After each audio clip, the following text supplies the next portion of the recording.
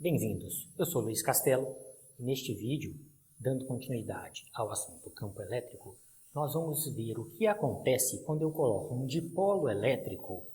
A gente já viu o dipolo, dá uma olhadinha lá no vídeo de dipolo, que nada mais é do que são duas cargas de sinais contrários, uma positiva e uma negativa, separada por uma distância d. A gente vai ver o que acontece quando eu coloco esse tal de dipolo elétrico na presença ali de um campo elétrico. Então, gente, isso tem uma importância para várias aplicações no nosso dia a dia. Já vou adiantar aqui apenas uma delas, que é o forno micro-ondas.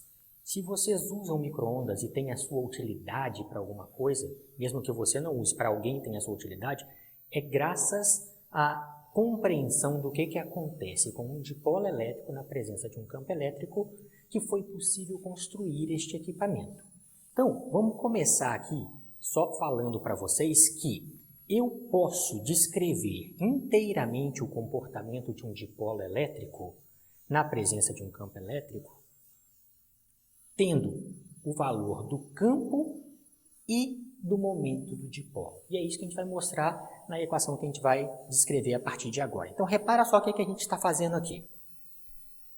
Essas linhas, vamos supor que elas sejam igualmente espaçadas, tenham o mesmo valor em todas elas, é o meu campo elétrico. Então, esse aqui são paralelas, igualmente espaçadas.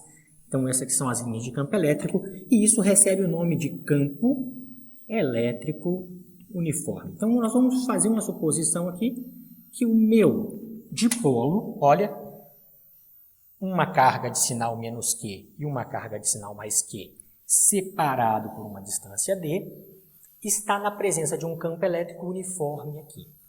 Olha o que vai acontecer e o que a gente já sabe quando a gente estuda campo elétrico lá desde o comecinho, lá desde o nosso primeiro vídeo. As linhas estão todas as setas apontando para lá. Ou seja, eu tenho certeza que este lado é o lado positivo. Então, a gente sabe que é assim, que esse lado é positivo, porque as linhas de campo se afastam das cargas positivas. Então, nós temos aqui. Sendo assim, essa carga é negativa, ela quer ficar mais próxima do lado positivo. Negativo e positivo se atraem as cargas aqui. Logo, vai aparecer aqui uma força elétrica tentando atrair esta carga para o lado positivo, porque ela é negativa de novo. E vai aparecer uma força repelindo esta carga, já que ela é positiva e aqui também. Então, vai aparecer uma força para cá. Pessoal, vamos assumir aqui que esta carga seja a mesma dessa, apenas com sinal contrário. A gente sabe, então, que vai haver uma força para lá e uma para cá com a mesma intensidade.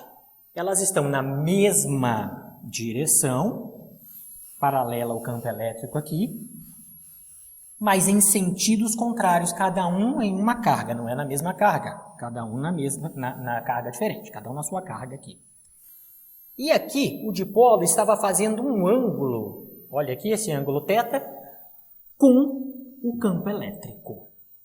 Então o que vai acontecer quando eu tentar empurrar essa carga para lá e essa carga para cá, puxar essa carga para cá?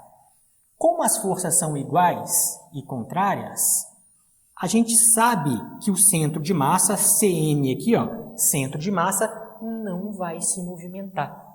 Só que nada impede, e é isso que vai acontecer, que como essas forças estão aplicadas em corpos separados, que tenha a tendência de girar esse dipolo. Então essas forças vão tentar girar esse dipolo para que ele se alinhe com o campo elétrico.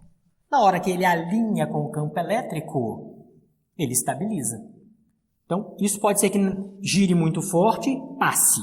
Na hora que passou, volte. Pode ser que ele faça um movimento pendular aqui.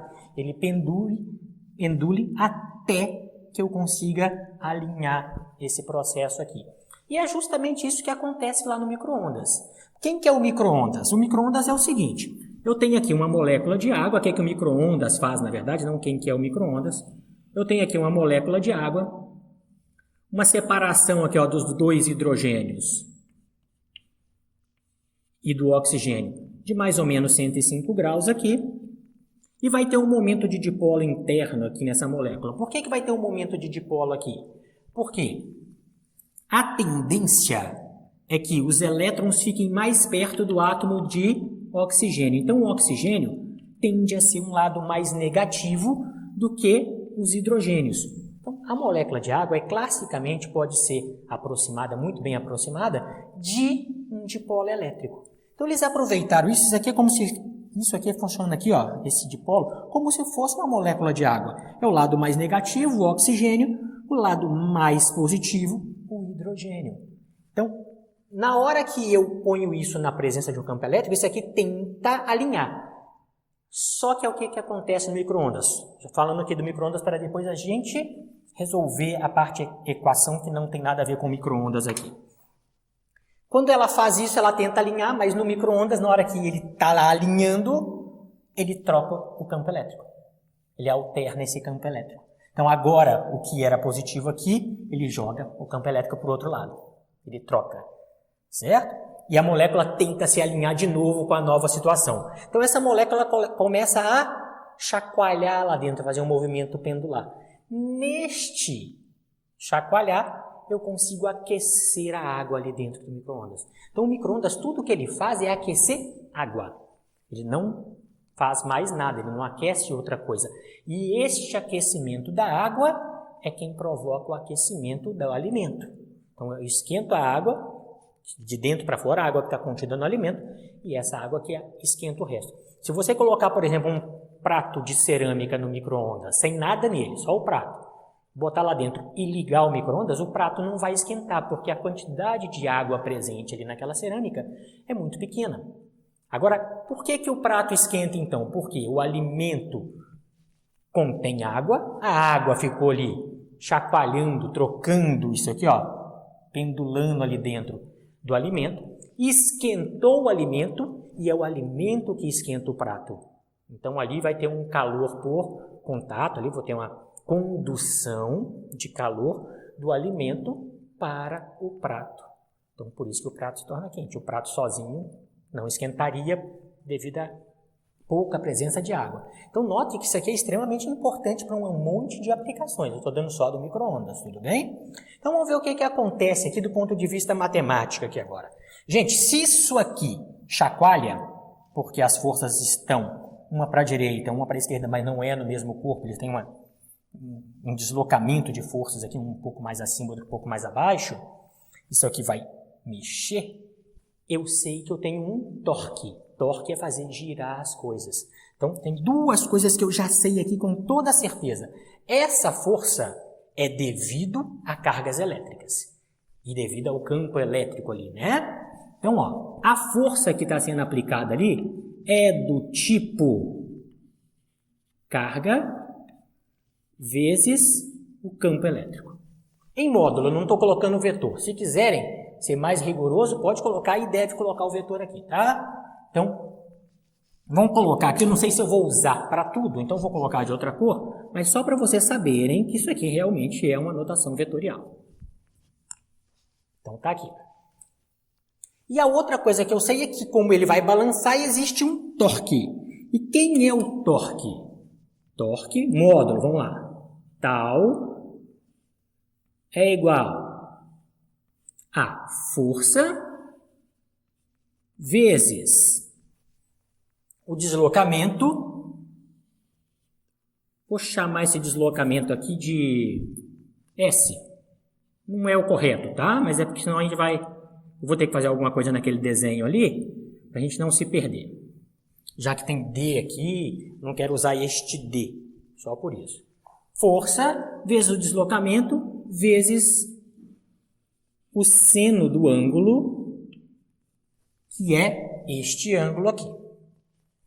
Então, isso é torque. Isso aqui, lá no final, já mais para o final do livro 1 do Halliday, a gente fala sobre torque. Então, essa parte e daqui para frente a gente vai depender muito de física 1 para poder trabalhar com essa física nossa de eletromagnetismo aqui, tá? Então, ó, duas coisas que eu sei olhando para essa figura. Eu sei que existe uma força e é do tipo elétrica. E eu sei que ele chacoalha, então tem um torque.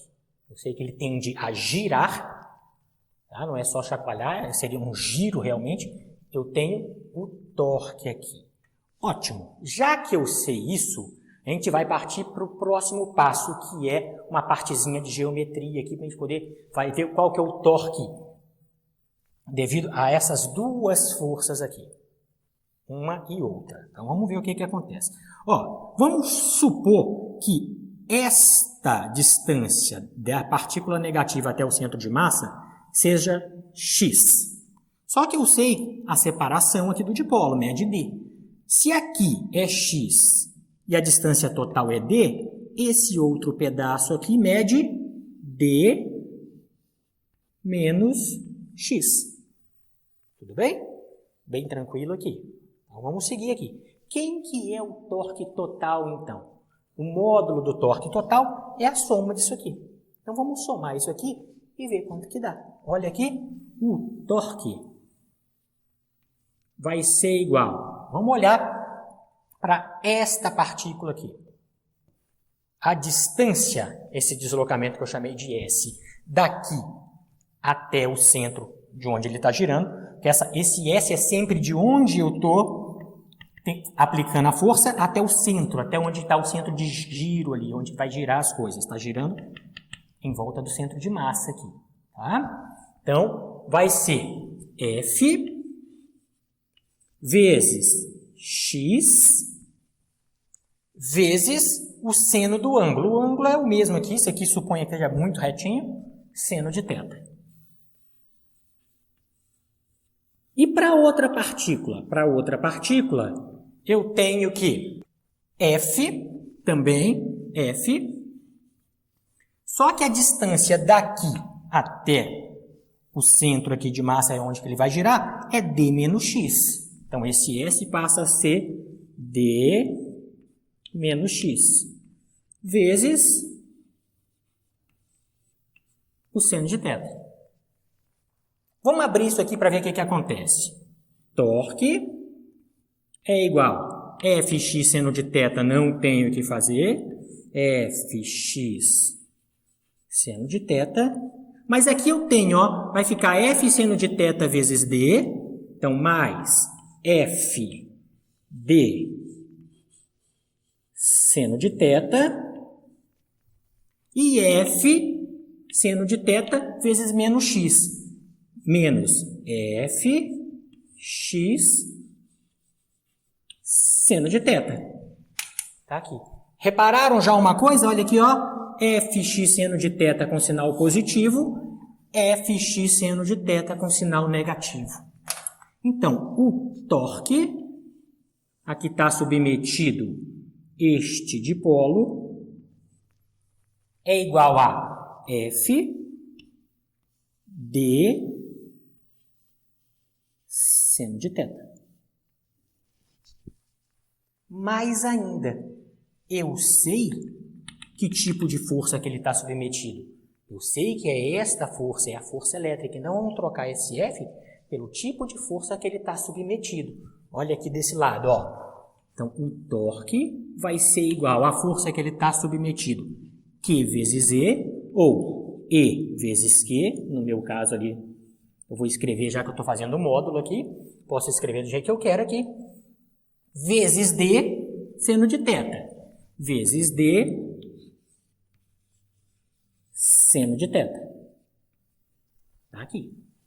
Pessoal, se vocês olharem o vídeo sobre o dipolo, o cálculo do campo elétrico no eixo do dipolo lá, a gente já sabe que isso aqui recebe um nome especial. Este produto Q vezes D é o momento de dipolo. E foi o que eu falei no comecinho do vídeo. Eu posso descrever o que acontece com esta molécula de dipolo na presença de um campo elétrico apenas tendo, fora a geometria, obviamente, as grandezas físicas, apenas tendo as grandezas físicas, campo elétrico e momento de dipolo. Ó, tal, que é o torque, é igual a EP seno de θ. Aqui. Eu já consegui descrever apenas com duas grandezas físicas que eu falei no começo. Campo elétrico e momento de dipolo. Se eu consigo descrever ele assim, eu verifico, apesar de estar fora da ordem que eu estou querendo aqui, eu verifico que eu tenho isso é um vetor, isso é um vetor, e este cara, seno de θ, indica que tipo de operação eu estou fazendo entre esses dois vetores. Toda vez que eu tiver dois vetores e o seno de θ, o que eu estou fazendo é um produto vetorial. Então, eu posso escrever o torque como sendo P vetor, esse x de vezes, tá? Só que produto vetorial, E. E aí eu coloco isso na notação vetorial, porque o torque é um vetor. Agora eu tirei do módulo e escrevi isso realmente na notação vetorial, para poder saber de onde para onde as forças estão acontecendo ali. Como é que o torque se comporta de maneira vetorialmente aqui. Tá? Então, ó, eu consegui descrever o torque mais geral possível, que eu coloquei o vetor aqui, apenas com as duas grandezas que eu falei para vocês que a gente ia ser. Mais ainda, só para a gente terminar essa parte aqui, hein? Mais ainda, vamos fazer o seguinte aqui. Imagina só, vou pegar essa figura aqui, essa mesma figura, e eu sei, ó, que o campo elétrico está apontando para cá. Certo? O campo elétrico está apontando para cá. Eu sei que o meu momento de dipolo, está apontando daqui para cá. Então, o momento de dipolo está apontando daqui para cá. Vamos escrever quem é quem? Este é o campo elétrico e este é o meu momento de dipolo, aquele valorzinho de Q vezes D, tá? Aqui. E que o momento de dipolo faz um ângulo θ com o campo elétrico. Então, se eu sei algo a respeito dessa figura aqui, a gente entendeu como é que ela foi, de onde ela surgiu, é a mesma daquela lá, só que simplificada, o que que eu faço? O que que eu quero fazer aqui agora? Eu quero saber mais do que o módulo deste torque aqui. Eu quero saber este torque com um sinal, eu quero saber se isso está girando para que lado. Para que lado aquilo ali vai estar girando. Para eu saber isso, eu sei que o momento de dipolo quer alinhar com o campo elétrico. O campo elétrico não mexe. Quem mexe é o dipolo. O momento de dipolo é quem está mexendo. O que que eu faço? Eu uso a regra da mão direita. Eu coloco esse dedo aqui, ó, em cima do eixo, de onde ele vai girar aqui. E esses outros 4 dedos eu curvo e vou descobrir para que lado que ele vai girar. Então, ó, coloquei o dedo aqui e eu sei que o momento de dipolo para alinhar com o campo elétrico vai girar para cá. O que significa girar para cá? Significa girar no sentido horário.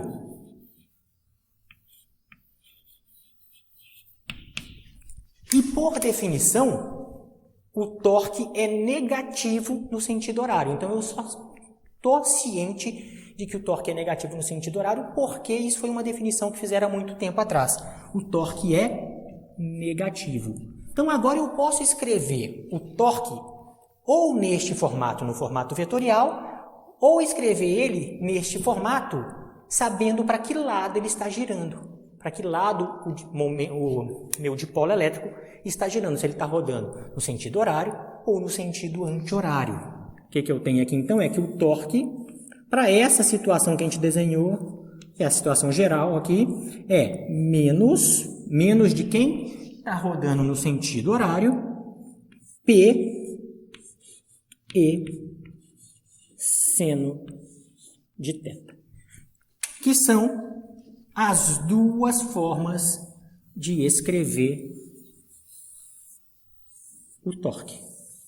Eu escrevo ele na notação vetorial ou nesta notação aqui agora, que não é o módulo, porque ele leva em conta o sentido de giro ali do meu torque. Pessoal, já que eu sei isso aqui, e eu sei que eu posso fazer algo com este momento de dipolo, que eu posso aproveitar ele para alguma coisa, é porque eu tenho uma certa energia armazenada no meu dipolo quando na presença de um campo elétrico. E qual é essa energia armazenada? Como eu descrevo essa energia armazenada? Energia armazenada nada mais é do que energia potencial. E é isso que a gente vai fazer agora, depois que a gente apagar o quadro aqui. Eu vou calcular qual é a energia potencial deste dipolo na presença de um campo elétrico. Por que potencial? Porque é uma energia que eu preciso que aconteça algo para que ela seja desprendida, para que ela transforme em outra forma de energia que eu possa aproveitar. Então, eu tenho certeza que existe uma energia potencial neste dipolo. Depois a gente só resta saber, do ponto de vista cálculo e do ponto de vista prático lá para a engenharia, como aproveitar essa energia.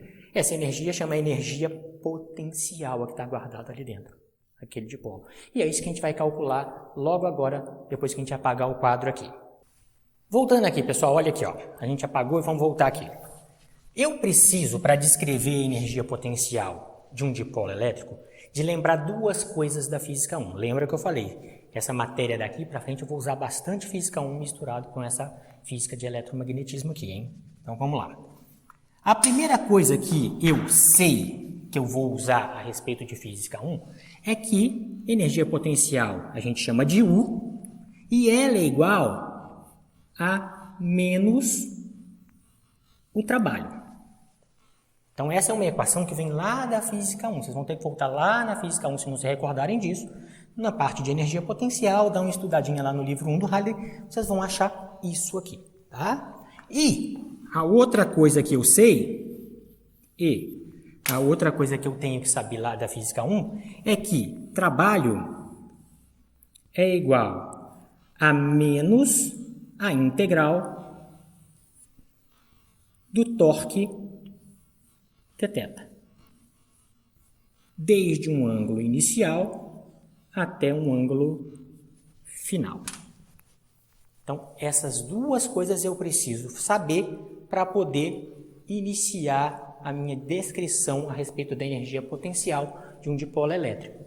Uma outra coisa que eu já vou adiantar para vocês, assim como quando eu falei o que acontecia com o dipolo na hora que eu colocava ele no campo elétrico, quando eu falei sobre o torque agora há pouco com vocês, eu também vou conseguir descrever a energia potencial só em termos de P, que é o momento de dipolo, e E, que é o campo elétrico. E, obviamente, a geometria que vai depender desse ângulo que está ali.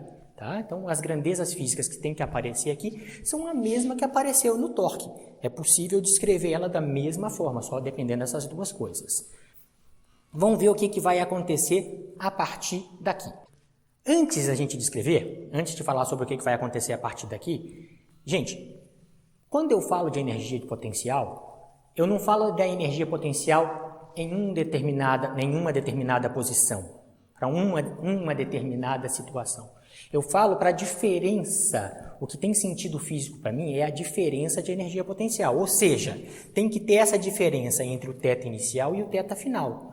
E eu posso escolher um nível de referência. Um nível que eu vou falar que as coisas é zero para mim. Por exemplo, quando eu vou descrever um livro caindo, é interessante em vários momentos, não sempre, mas em vários momentos, definir o chão como sendo o meu zero de energia potencial, e a partir dali eu falo aqui é zero, aqui é tanto, essa diferença de energia que é o que vale. Isso é importante você saber. Energia potencial, o que vale é esse delta, essa diferença. Tá? Então eu posso escolher quem eu quiser para falar, ó, esse aqui é meu nível de referência. E meu nível de referência eu faço de forma que ele facilite meus cálculos. Então, uma das coisas importantes que vai facilitar meu cálculo é definir este θ inicial aqui como sendo 90 graus.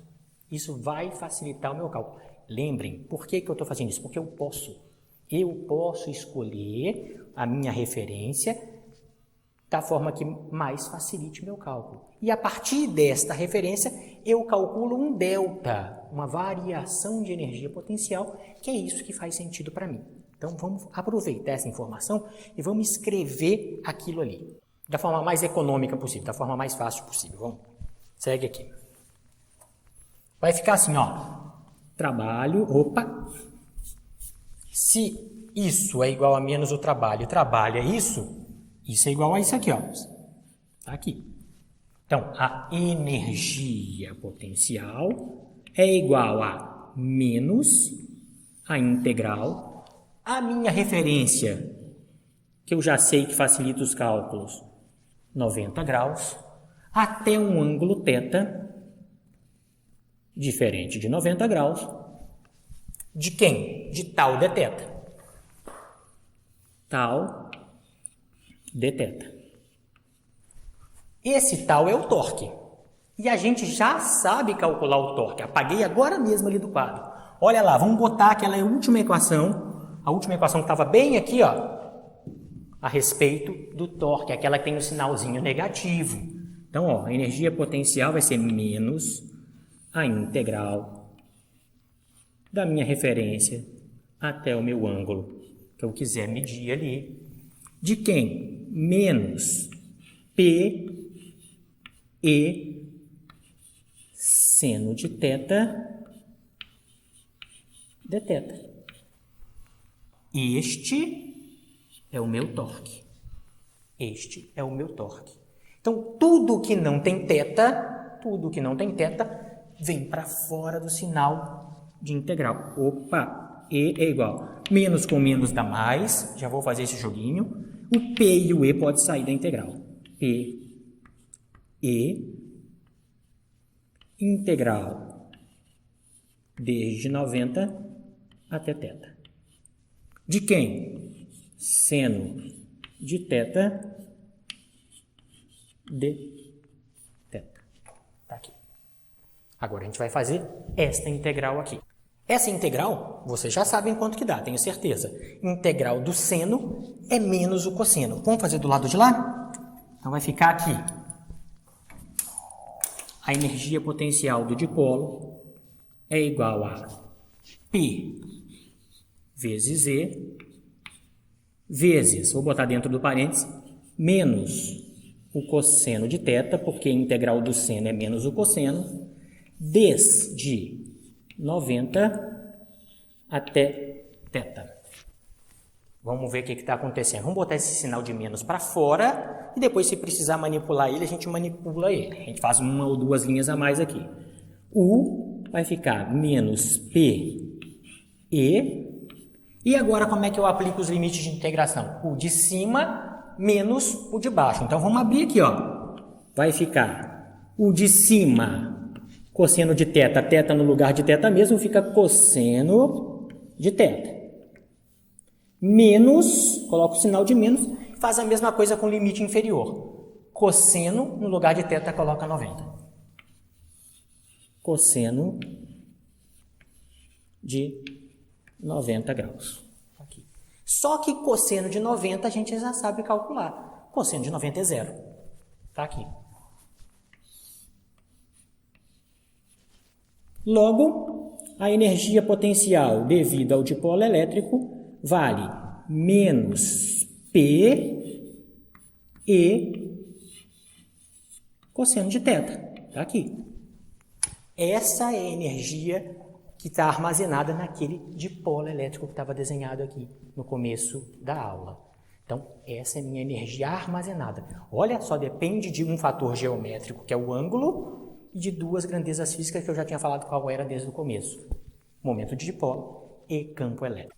E só para finalizar, da mesma forma que eu escrevi na última passagem ali, eu posso escrever isso aqui em termos de vetores, porque isso é vetor e isso é vetor. Professor, mas energia não é vetor. Não é, mas esses dois caras são. E toda vez que eu tenho um vetor, o módulo de um vetor, o módulo do outro vetor e o cosseno do ângulo, o que eu tenho, na verdade? Esquece o sinal de menos ali, hein, que a gente vai escrever na forma de vetor agora. Toda vez que eu tenho um módulo de um vetor, o módulo do outro vetor e o cosseno do ângulo, eu tenho um produto escalar. Ou seja, eu faço o produto e eu acho uma grandeza escalar. Então, isso aqui também pode ser escrito como sendo energia potencial do dipolo é igual a P pontinho para escalar, e estes dois são vetores.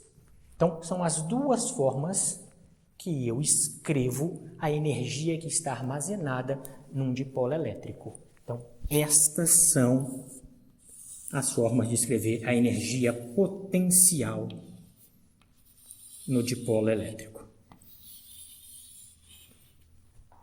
E através dessa energia potencial das moléculas, do que quer que seja, eu posso fazer um monte de aplicações práticas em cima disso.